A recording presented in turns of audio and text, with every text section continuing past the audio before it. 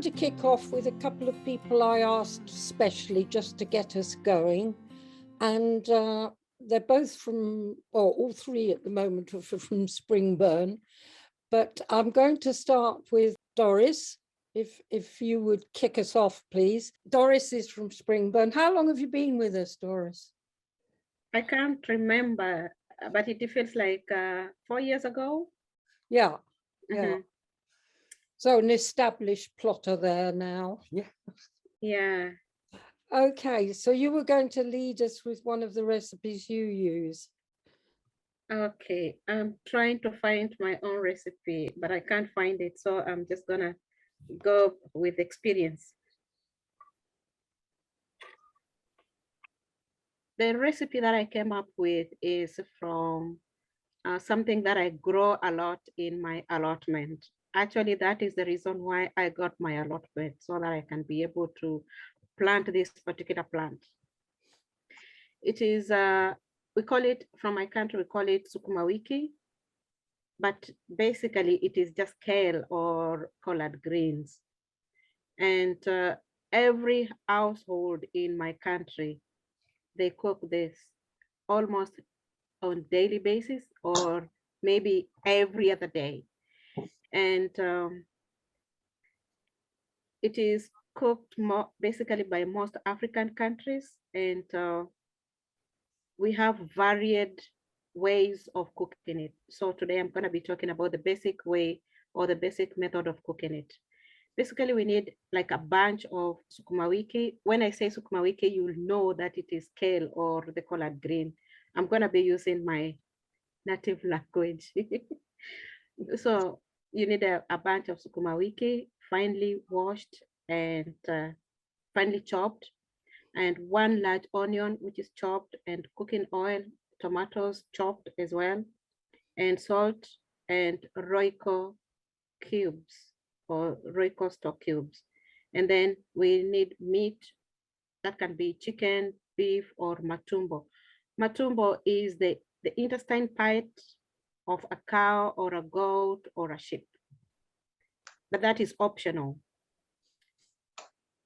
Now, we have different methods of cutting this Sukumawiki or chopping the Sukumawiki.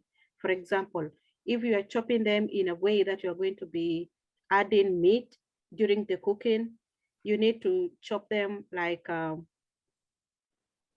in, David, could you go to the next slide, please? Now, the screen indicates that this method of chopping is one that you are not going to be using, or you're not going to be adding any meat on into the cooking. But the next slide, the next form of chopping, this sort of chopping indicates that you're going to be mixing it with meat or meat of any kind. So if we go back to the recipe now, or the method of cooking. Now, in a large sufuria, that is a saucepan, fry the onion in cooking oil till it is golden brown or on medium heat. Add in meat of your choice and cook on low heat till it's cooked and tender. Add in the tomatoes and cook till soft and squashed, and add Royco or stock cube and mix all of them evenly. Add the Sukumawiki, folding in to mix it all up evenly and cook for 4 to 7 minutes and serve. Serving. This dish can be served with either ugali. Ugali is like mealy. Mealy is made of like corn flour, like the way you have semolina here, but that is a different sort of a semolina because we cook it, make it a little bit hard, like a hard cake. And you can have it with rice as well or with chapati. So sometimes the meat can be omitted, as I said earlier, in this process, but cooked separately. For example, we have nyama choma. Nyama choma basically is roasted beef or any other choice of meat that can be cooked separately from the Sukumawiki. And you can also have an accompaniment of this, which could include kachumbari. Kachumbari is just tomato and onion and coriander all mixed together. That is what we call a kachumbari. I also have a picture of Royco. Uh, Royco is a powder. That is Royco. Royco mchuzi mix is we have a beef flavor and we have chicken flavor. This Royco mchuzi mix, I guess it is in every Kenyan household because it is a very good accompaniment of Sukumawiki, and when you're cooking it with beef, and it makes your Sukumawiki to be very tasty. And so I think you can serve this with, like I said, with ugali, with rice, or with chapati. When you have not included the meat during the cooking of the Sukumawiki and you cook it separately, you can have meat like fish or chicken, like I said, or matumbo. You can fry them separately or roast them separately, and then you can have all this together. Now, when we are having this sort of food, or when we are eating this, we don't use knife and fork. We usually use our hands. And that is the secret of eating ugali and sukumawiki and nyama choma. If you use fork and knife, it doesn't taste as good as when you use your hand. So maybe, yeah. So that is the end of my presentation. Thank you very much. Okay. Any questions for Doris about that? Can I just say that I was really pleased to hear, I didn't realize that you also ate with your fingers, because I've been in Sri Lanka and it really does taste differently when you eat with your fingers. And I think we've actually lost that, that opportunity. And it's really good. It's also part of using a chapati, isn't it? So in Indian cooking, they use the same, they use the fingers. And the chapati to load up with stuff as well. Yeah. Hi, Marilyn. I didn't know, it's not Marilyn, it's Mo. Mo. Hi. Thank you for that, Doris. Sorry, where does the recipe come from? Oh, this is a Kenyan recipe. Kenyan, lovely. And do you grow kale for this? Yes. What kind of kale do you grow here? Is there any specific one? Actually, before I came here in Scotland, I thought we only had one variety of kale. We just call it Sukumawiki. But when I came here, I realized that we have varieties and varieties and varieties. But in my allotment, I grow the 1,000 head and Siberian bokol. So what was the first one? 1,000 head. 1,000 head. 1,000 head, yeah.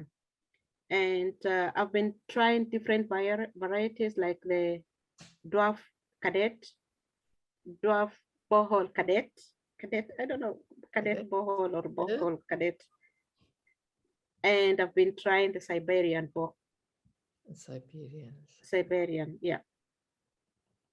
That was a very interesting recipe. I picked some kale this morning. It was Cavolonero kale.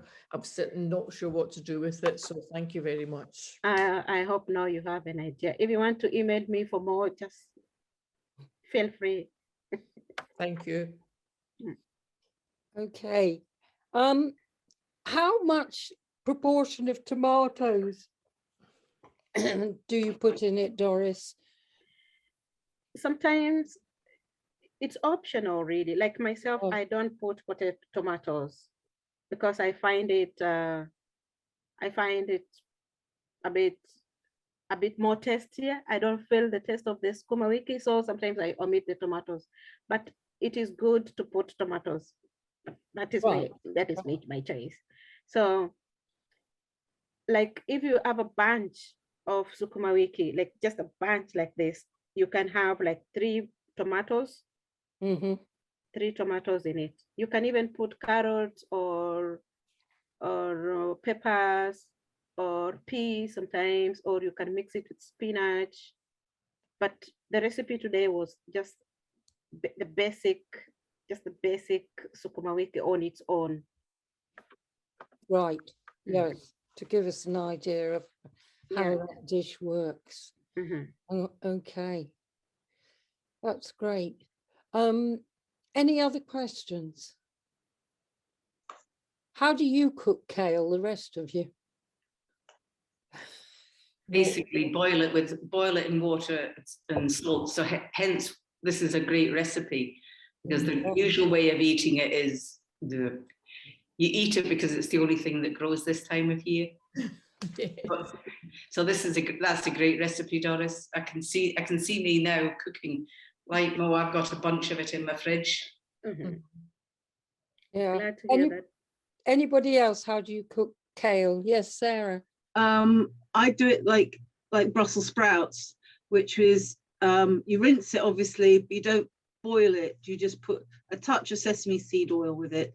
So like sesame seed, you can get sesame oil. If you use it like you do Brussels sprouts, which is a touch of sesame seed oil, and it lifts the kale quite a lot. So I use a touch of sesame seed oil and use it like that, so it actually has a bit more flavor.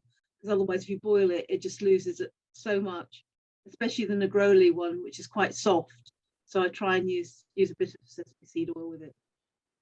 Like Yeah, I do that's that black kale, isn't it? As you're saying, it's interesting, Doris, how many different varieties Mhm. there are. That curly kale, I sometimes steam it for a very short while and then hurl it into a wok and Yeah. stir fry it with other That's vegetables. nice too. Yeah. I also have tried sometimes to bake it in the oven, and it sort of comes out, you have to watch it a little bit, but it comes out crisp, and it's a change. Right, Mm. yeah. Because I have seen it, somebody said with sugar and crisp Ooh. in a wok. I don't know what that would be like. Haven't tried Let's say it my yet. daughter-in-law this weekend cooked it. We were with her in oil in a frying pan until it was just somewhat blackened and also very crisp, and then let it go cold, and we scattered it over a carrot salad, in fact. And if you happen to like bitterness, which I quite do, it was very good. If you don't like bitterness, I wouldn't recommend it. Right. Not the way to go. Chris, do you cook kale type things in your culture? No, our culture is not so popular, I'm start cooking and eating when I get my allotment. These things, and it was like seasonal, food, and sometimes like a snack, just for a salad, very quickly, 5 minutes in the water and just eat like the salad, with some veggie oil or even, pepper, salt, and was quite good. Yeah. Yeah. In our culture, it's more like the cabbage, it's much more popular, like, kale. So that you tend to grow the full cabbage type vegetable rather than the leaf, Yes, rather full than cabbage, the kale and variety. then it can be processed and varieties, but it's very hard to, grow cabbage in Scotland, Oh no. Oh no, it's not. Who's going to disagree? Jenny, one of the things I do with kale is to use it as the green in in pesto. Oh yeah. Young Yeah. kale. Yeah, and I quite like that. It's nice and soft. I have tried it with slightly older kale and it's a bit too chewy, but young kale, it's really nice. Any green, any oil, any nut, and garlic. Okay, good. Right. Do you want to take over, Christine, and talk about yours? Jenny and I have allotments side by side, so we work across the two in Springburn there. And we have an ongoing debate about the usefulness of pumpkins and squash. Jenny's not completely thrilled to the idea of having massive amounts of pumpkin and squash. but we have grown, we grew quite a lot this year, but we were very successful with the winter squash. And we had one pumpkin, or no, 2 pumpkins the year before last, but squash was quite useful this year. But I find when you have got a squash, a large squash, it's kind of, you have to think about what am I going to do with it for the week. There's no way we can get through it in one meal. And I've had to come up with different kinds of recipes to think about using squash. I quite like Tom Hunt's book about using all parts of the plant. He kind of takes it from the root to the flower. And I've been trying to think about how to do that with squash and using it. Most of the recipes I use are with squash, roasting squash. It kind of starts with that. I find that the easiest way of handling it. It's a lot softer and you can mash it then. And I quite like roasting squash with rosemary. We also did roast the nuts, the seeds this year, which was quite helpful. The first batch I burned, which wasn't clever. But I watched them this time. I watched them the next time. And they're lovely straight out of the oven if you salt and roast them. I've not found a way of storing them. They get quite chewy at the end of it, but they are quite nice the minute that you've kind of taken them out of the oven. The other thing, obviously, is with squash is to make a lot of soup. And Tom Hunt talks about using the kind of stringy bits in the center. So I tried that. Nobody knew at home that I was actually doing that. I snuck it into the soup with, you know, different kinds of herbs, etc. And actually it blended, it turned out really nice. But there are 2 recipes here. One is the savory pumpkin pie, and the other one is gnocchi. The top picture up there of gnocchi was my first attempt. You can see how inelegant it is. Rather large. I had to cut them in half, but they actually were quite tasty. I find with squash that smoked paprika is really nice. So I just used. I'll find it. I've got the recipe here. I used the. Where are we? Sorry, a minute. I'll get it. Dig it up here.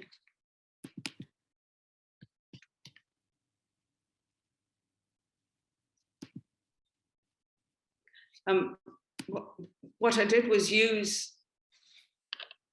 flour and squash instead of potatoes. I used that kind of half of squash, half of potatoes and flour, and basically just work them in together with some salt, with some smoked paprika. I did try to put in some garlic in one batch, but I didn't like that so much. I thought the smoked paprika worked really well. And then you just use it like gnocchi. I did try another time to put Parmesan cheese into the gnocchi, and that was really nice as well. That gave it a lot more flavour. The picture of the flan is something that Jenny's daughter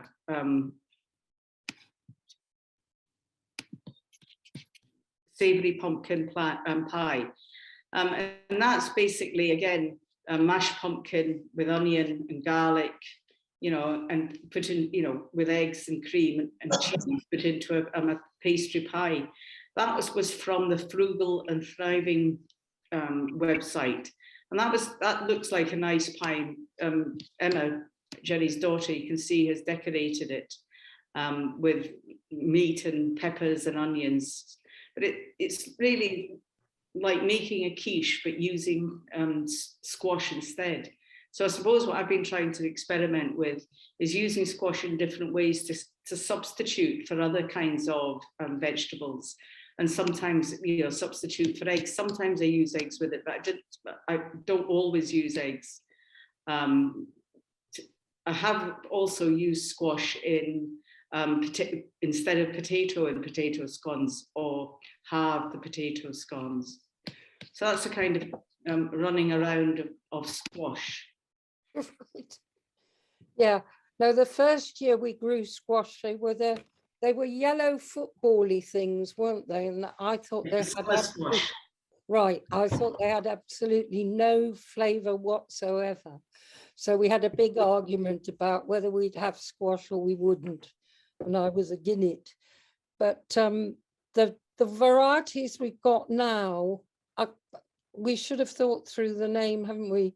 It's got a sort of blue-green skin and this very orange centre. It's a winter squash. It's a winter squash. Yeah. And it's better too, isn't it, if you keep it for a bit before you cook it? Yes. Well, Yeah. I found that I've still got one. They store really well. I store them between my main door and the storm door because that's the coolest place in my flat. But I've still got one that we picked in October. I'm gearing myself up to cook it, but it will, I'll have to do a whole load of dishes from it and freeze it. But yeah, I find it's a really good vegetable that stores well. I mean, we picked those in October, wasn't it? Mm-hmm. Took them, and as long as you leave the little stem at the top, don't cut that off. As long as you keep that, they last and last. And I found even leaving it a couple of weeks allows some of the moisture to dry out, so it's a lot easier to cook with, especially when you're roasting. I find that really does help well with it. I did try, but it wasn't. I actually did it with, I think, a marrow of stuffing it. I stuffed a marrow, and I think the same principle could actually happen with a squash. And I stuffed it with breadcrumbs and herbs and tomatoes, and that was nice. I think you could do that the same with the squash. Any questions or any other ways with squash or views of squash? How many people grow them? No, we tried. We genuinely tried. Yeah. We tried, and it was a bit of a. I think we got up to a tiny little bit, and then it just. I think the thing is, it was a bit too damp. I mean, I know in London, my friend who's got an allotment there. I mean, her aunt grows like literally 50 or 60 squash, and no problem at all. But it's much drier. I find it just seems to be the damp. It seems to be the problem with me anyway. That's I think we had a plant, we got about 5 off it, which sort of faintly echoes what you're talking about. What we've done is we've put them in it's an old sort of compost bin area, and we've built that up as a kind of hotbed and put them in that so that it's well above the ground, I think, and drains quite well. And they actually seemed reasonably happy, didn't they, this year, Christine? I think we also trailed them up right up the fence. So they were about 7 or 8 feet up. We had to support the fruit. As they grew, we had to support it. We had a neighbour who made us little melon sort of pumpkin stands. We did Momo, yes. Together with bits of wood, and we stuffed them underneath so that the squash actually sat on those. So it was quite a complicated business, but it did work. But I think that business of having them up so they're better drained. Yeah, dry. The bottoms are dry. They don't like a damp bottom, basically. No. I mean, my niece tried it. She's down in Gourock, and she tried it, with corn as a kind of companion plant. And she's got a lovely south-facing garden, so she did get a lot of sun. And they were wild. They were growing wild, and a bit like your aunt. There were lots. I couldn't even palm off any of ours on her. I have been known to turn up at a door with one under each arm, but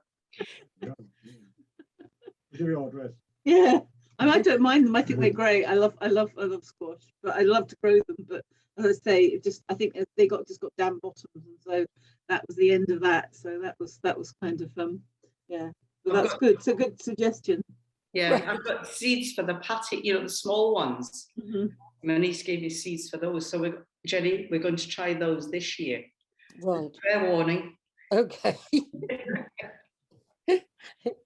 Okay, right. Yeah, Chris, perhaps you could tell us a bit about you and cabbage and what you grow. Okay, I can tell you, but I will say about the weeds because when I get my allotment was a big mess, and a lot of the cleaning, and I see what I can use even from this big mess, like that was 5 years ago when I get my allotment was very bad, and I find I can use dandelion. Right. And then I start collect the dandelion roots, and I start doing the dandelion coffee. Right. Yes. That is certainly different. Go on, yeah. Yeah, then I can just tell you about this something I one. wanted to try. The dandelion coffee, I use the roots. I have my small thing where I just protect, and I have my dandelions.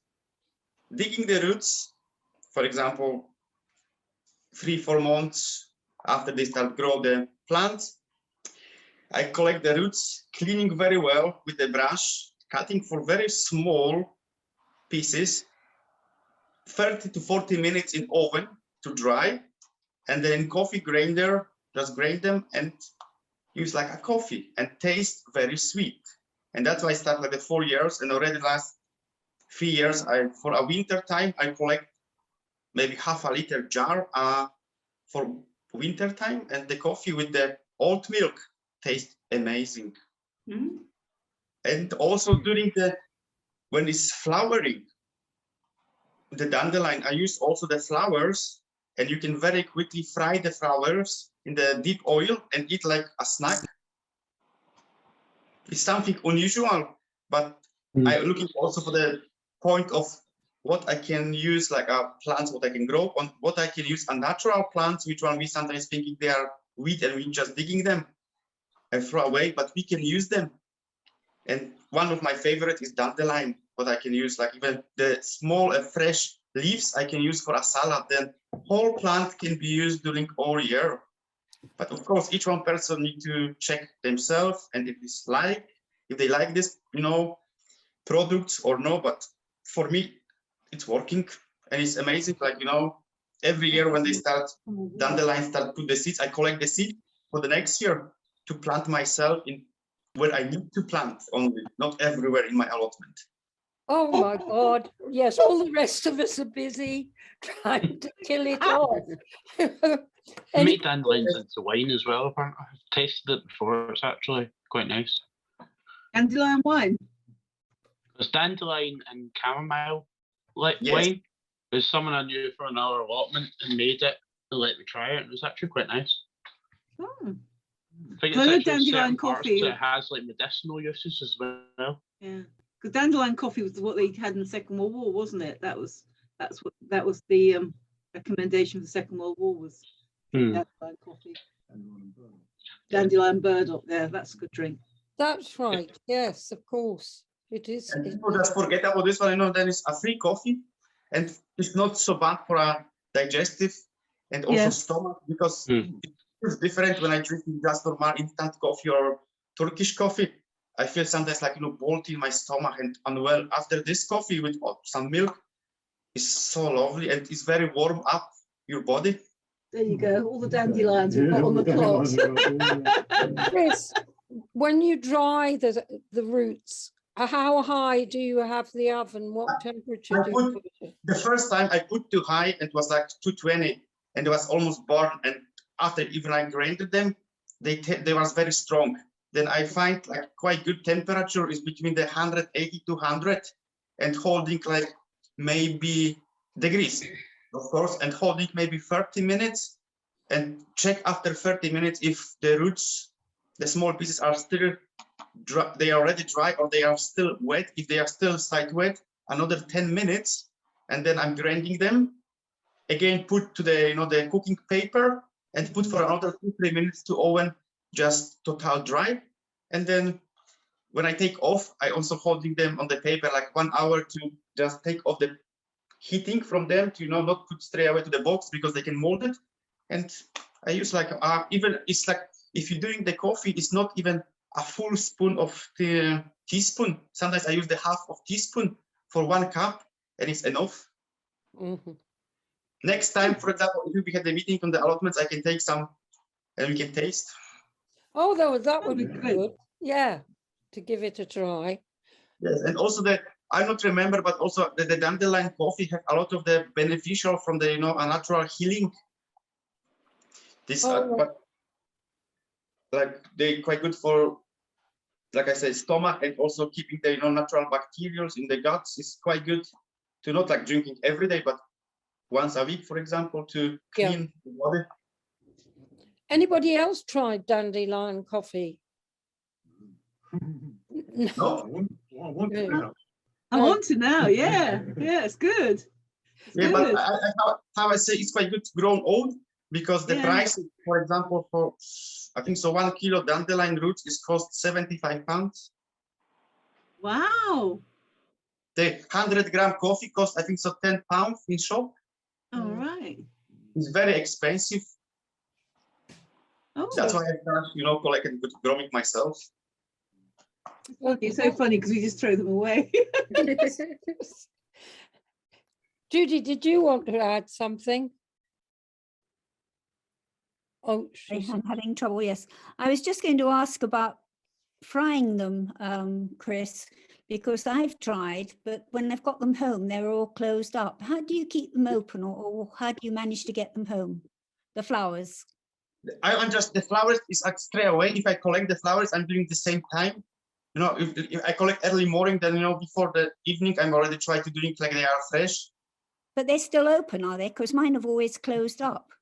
Yeah, yes, they were still open. I try to, as soon as collect, try to, fry them. And Oh, I see. Okay, right. Yeah. because after a couple hours, the dandelion flowers, they just close themselves. And it doesn't work. Yep. No. Yes. But, so you have to do it down at the plot almost. Yeah. Yeah. Yeah. No. Because they dry and just like collapse like very quickly. Yeah. But the leaves are lovely in salad. Yes, or yes, just especially the some- small one, the fresh one, they are very lovely. Yeah. Because you can get the seed, can't you? The French grow it as a vegetable, don't they? I think so, yes. Yes, I think they do. I think they grow dandelions. I can't, Pinsonly or something it's called. I mean, some people say you can't have a herb bed without dandelions.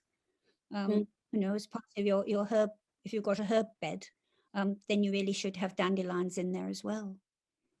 Or you could do. I mean, You don't could have- do. Is Yeah. that part of looking after the well-being as well? Yeah. They're incredibly good for you in all kinds of ways, as well as being pissenlit, which you have to watch. Yeah.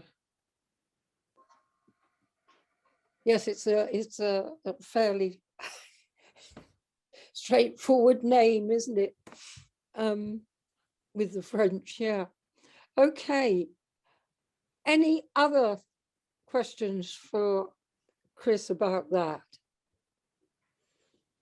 Chris, I was just wondering, when you put them in the oven, do you actually roast them? Like the way we have roasted coffee, or? Yes, yes. All They right. need to be total dry before you grind them. But not roasted. No, very, very dry. Almost some of them, because it's not like you get the same size roots. Some of the roots will be drying much quicker. Another ones slower. Some can be like roasted, but that's don't put any effect. Sometimes even if they are slight roasted, you can taste much better. Like it's very strong taste.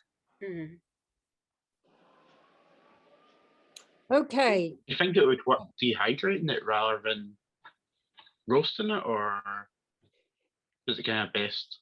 I think at that temperature, it's more like. Yes, because if you put like I say, I put the first time too high temperature, they was almost roasted like a burn. Then I find like 100, 200, they was dry, but they wasn't roasted. If I would like to put stronger taste, I can just slight roast it, keep 2-3 more minutes in the oven. But each one person should, each one, the oven is different, in each one house, then it's different how fast it's dry, but they should be dry, yes, dry, but not roasted like burned. Okay. Right. What about anybody else with some favorite recipes or recipes you recommend? Well, I tend to choose Turkish recipes or Mediterranean style recipes because they have more flavor, to be honest with you, than English recipes. So I try and choose stuff. So I have quite a collection of Turkish recipes. I mean, I like things like imam bialdi and stuff like that. So because it's just lots of vegetables, but lots of flavors. So they use more cumin and more warm flavors and spices to their cooking. So I have a tendency to choose recipes like that to make things like beans, especially because we had an awful lot of beans. We grow bolotti beans, and I do like using Mediterranean spice palette through my bolotti beans. So I mean, I have got various recipes. I have. I mean, I can recommend. It's mostly there's this one which is absolutely brilliant, which if you get a chance to, it's called New Feast, and it's modern Middle Eastern vegetarian, and it is vegetarian, but it's modern Middle Eastern, and it has got some amazing recipes. And what's great is with Middle Eastern vegetables, they are actually vegetables which actually grow on our allotments as well. So it's not so, you know, something. I mean, people can grow obscure things, but like tomato and bean with harissa and honey, and it's really, really nice. So that's why I tend to focus on is making Middle Eastern food out of my, or else I've got modern Jewish cooking, because in the Jewish faith you tend not to drink meat and milk because you can't mix milk and meat. You tend to have a lot of vegetarian options there as well. So they've got some great, and that's Middle Eastern as well. So I tend to choose Middle Eastern cooking for most of my flavor palette, and that's really how I cook. But I try when I'm writing recipes for. I used to write recipes, and I still write recipes for our newsletter, Victoria Park Allotment. I always try to choose recipes where spices are optional, because some people don't like them, but I'd really like them to try cooking with their vegetables, so they just don't let them rot, or they don't, you know, they use them. So I always try and do recipes where people can mix and, you know, make things optional, you know, so they can choose if they do want to add spices or they don't want to add spices. Because I know some of the people on my allotments anyway would try the recipes, really enjoy the recipes, but it's because they can pick and choose what they add to them. And that's really important to me, that people do have options in terms of what they do. So that's all I can add, really. Yeah. What's your particular favorite then for the borlottis? Bolotti is my favorite one. Is an adaptation of a Turkish recipe, which is basically you take onions, you take onions, and you take tomatoes, and you take courgettes if you've got them, because that's quite a nice bulking agent, and then you mix in smoked paprika, which is great, because I like that it's got a bit of better taste, especially with vegetables, than just paprika. Paprika is great on its own with meat, but if you're just doing vegetables, smoked paprika is great. Cumin, and also ground coriander, and a little touch of cinnamon, just a tiny touch of cinnamon, which is a bit Middle Eastern, but you can obviously take an option on that if you don't really want it. And then I mix that in with the vegetables, and then I put the beans on top, and then I have a vegetable stock that goes with that. And then we eat that with actually sort of flatbread or rice. And that is actually quite a common dish with us. And it's what's nice about that is when it's almost as nice cold as it is hot. So it becomes almost like a tapas dish when it's cold. So it's one of those dishes where you can make it, eat it hot, you can eat it as a main meal for the day. You could even add mushrooms to it, or or other vegetables to it, to have it for the day. Grate a bit of cheese on if it's hot, but then it's cold, and you can have it for lunch cold with flatbread. So it's kind of it's really good from that point of view. It gives you both sides of beans, but the main thing is to add spices to the beans, because otherwise they can be a bit bland, which I find a bit you know, and I mean, sometimes I've used French beans, haven't I? In that recipe as well. We got a glut of French beans, so I substitute the ballotti for the French. But the ballotti is great because the ballotti is really meaty. So unlike the butter beans, which the broad beans, which I found were a bit flat and a bit, you had to really skin them. If you get the ballotti beans really young, you don't have to skin them.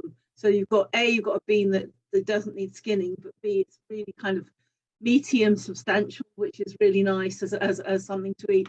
And unlike Monty Dawn said you can't grow ballotti beans in the UK. Yes, you can. And nearly all my plot holders now are growing ballotti beans like mad because they seem to really love Glasgow. So, so Monty Don doesn't know what he's talking about because it grows like billio. Oh, we've had mixed results with our borlottis, haven't we? Our plot is right down and it's very, very wet because it's of a hollow. But ours is not that dry. Well, we've had it good a couple of seasons. They've been really nice and they do cook well. I've got at the moment a load of bean seeds from my daughter that I want to try out because she's got these Carter beans, which are a bit like the borlotti but smaller. Yeah, and she and said cannelloni is nicely, and they didn't have a thick skin. Yeah, because that's the main thing, is to grow something that hasn't got a thick. Because I think that's what puts people off beans, is because they grow big broad beans and they get really big. And I know some people love them, but a lot of people then go, oh, but I've got to skin. And you say, well, actually, did you skin them? And they say, oh no. And then of course they say, oh well, it's really tough. And you feel like going, no, it's not tough. You just got to skin them. You've got to make sure you take the skins off them before you cook with them, because otherwise that does get tough. Yeah. No, because I tend to feel with broad beans, you need to actually take them when they're very young. Yeah, very young, or else if they're older, parboil them for about literally a few minutes so the skins are loose, take the skins off, and then tip them into your main dish, and they're really good. But it's just a bit fiddly, so I prefer balottis simply because they're less fiddly. No, balottis are nice. Yeah. Christine. Jenny grows fava beans. Oh, great. There is the pain of skinning them. Jenny doesn't always do it. I tend to do it, but I use those fava beans very much in the way you're talking about using the ballotti beans. I mean, they're in everything, basically. You know. And they're really good if you want to beef up like say a chicken dish where you haven't got much chicken. It's really good. Beans are fantastic like that because they really beef things up. And they make something look quite exotic. Well, the other day there, we had dried peas and we had dried fava beans. So I soaked both of those and I made it into a pea and fava bean dip, and it worked out nice. Fava beans haven't got an attractive colour. It's kind of, isn't it, Jenny? It's kind of bland and or brown. Yeah, it's not particularly, they're not as thick-skinned as the broad beans, but you still need to put a little bit of bicarb in, isn't it? Yeah, I always do. To soften it up. I tried growing the big white butter beans in the polytunnel, but they really didn't take to being in there. They did move forward, but they didn't really like it. So I'm going to try these Carter beans, and the other one she's given me is Trail of Tears, which is a little black bean. She says really nicely. So I don't know whether they'll do up here because obviously she's down south. Yeah, and that's a bit better. But it's interesting that, as you say, you're getting quite good results where you are. Absolutely, yeah. I mean, and it's really funny because it's the most, literally everybody who's tried them has had really great success with them. I mean, literally they produce vast quantities. And I don't know quite why, but it's really successful. No, we had one year where we had lots and lots of lovely pods, but they didn't actually get fertilized, so the beans never developed. Oh no, and that's not a problem. That is really not a problem with us. Yeah. I've got a freezer full of them. So if anybody wants a bag of frozen balottis, you've got them. Like fava beans, yes. Okay. Any other favorite recipes? A veggie soup, just simple veggie soup, which one, you know, is when they start season like autumn and I collect my potatoes, broad bean, carrots, leek. I doing like, you know, a soup with 5-10 liters and some of them is going frozen, but even no recipe is just balance of the veg. And usually Yeah. it's like, I use potatoes, carrots, or my favorite soup is butter squash with carrot and pepper, red pepper. Oh my God, it's so sweet and it's so warm up.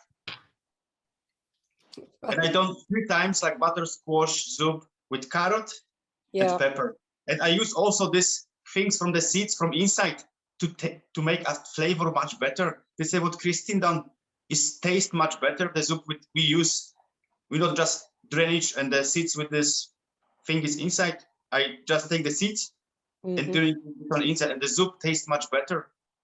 And it's very simple to do. It's like 2 hours and it's soup, butter squash, carrot, and red pepper. You know, it's amazing. It's sweeties and very warm up, especially when you have, you know, Scottish autumn or winter. Yes, yes. For digging around. Yeah. No, the one I quite like as well is in the spring when you get those little gem lettuces. Oh yes. And if you cut them into 4 pieces and fry them in butter and add a little bit of salt, etc. to that, and stir in young peas, if you've got some young peas and some mint, and just cook it quite quickly. You can sort of caramelize the lettuce a bit, and that's really nice as a side dish or as a main dish if you want to eat it like that. Yeah, that's a sort of good summer one, I think. Mo, what do you do? I don't know. I haven't come with any recipes today, but what I try to grow is Oriental type vegetables. Right. I like doing stir fries. I like doing sort of Chinese, Japanese, and I usually just stir fry them or braise them afterwards. But it's more the growing of it. And as last year, I was very successful in the pak choys and the choy sums, and I kept myself going all summer. I think one of my favorite Chinese vegetables is celtus. I don't know if you've come across that before. No, I haven't. It's a mixture of celery and lettuce, and it's a Right. stalk with leaves, and it's just the stalk you use, but you have to take the skin of the stalk off with a potato peeler. You can't eat the skin, and then you're just left with a very juicy internal bit, which you can either stir fry or steam, and it's very good. I like that. Celtus, recommend. Is it that one with a really thick stem? Yes. Right. I think they grow it on our allotments. I've never known how to cook it. Well, just Because it's remember got a pith, hasn't it, in the middle? Yes, I think we're talking about the same thing. You have to just take the potato peeler and take the skin off. The first time I tried it, it was disgusting because it was right. But that's what I try to do. I try to grow things that you wouldn't necessarily get in the shops, and I certainly was successful with lots of different Chinese type things last year. Yeah, because we've grown the edible chrysanthemums. And Christine, like I didn't get used to squash, Christine didn't get used to the chrysanthemums, but the shoots early on are really delicious, and you can cook them just like you would for, oh God, now I've forgotten the word. Asparagus. Yeah. Right. Yeah, just quickly fry them over in butter and just eat them like that. Or again, they can be added. I think their popular name is chop suey greens. Yes. But it's actually a chrysanthemum, a simple chrysanthemum. And if they get away from you, they look quite pretty. So that's okay as well. They taste fine. You just know you're eating a flower. if you see what I mean. Yeah. They taste like you expect a chrysanthemum, but they were fine. I mean, I did that, what you suggested with the asparagus, as if it was an asparagus. It just does take a bit of getting used to.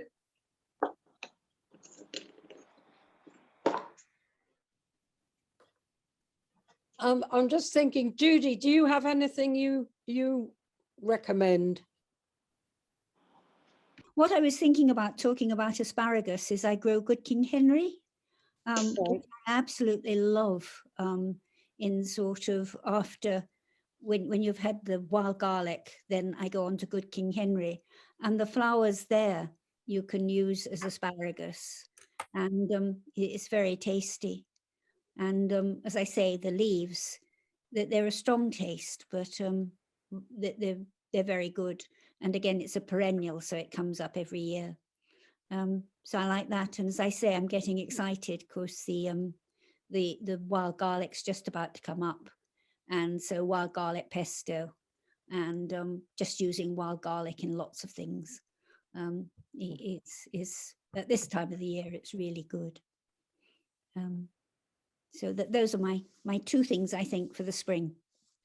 On the Good King Henry, do you save the seed? Where does one get seed for that?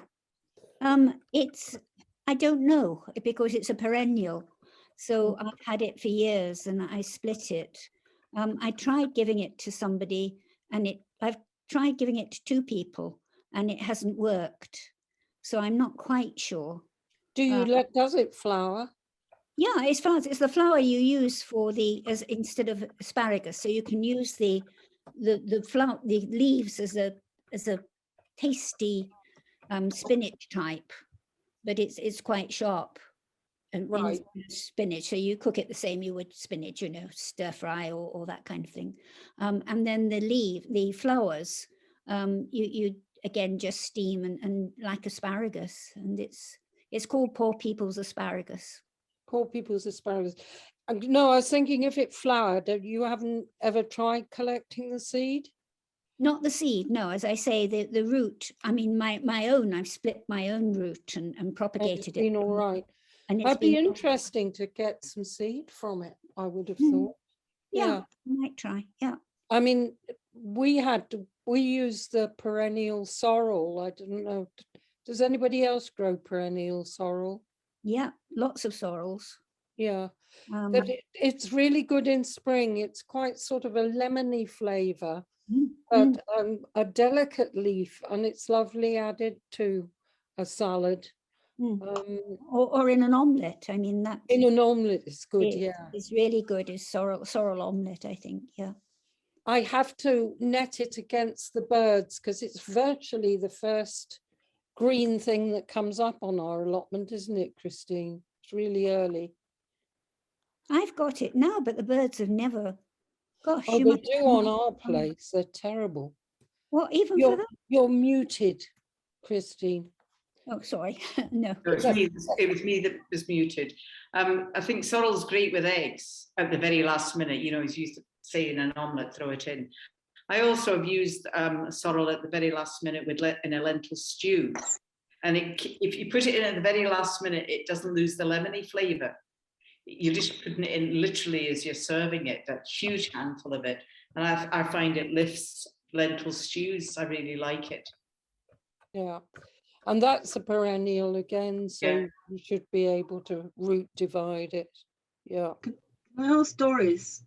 Sorry to ask you, but are there any other vegetables that you grow that you would, use in Kenya, that you can grow on your allotments that you can tell us about? Because I mean, it's quite interesting, having different plants that are away from what we would normally assume, a bit like how you had a particular type of kale. Is there any other plants that you grow that you cook with?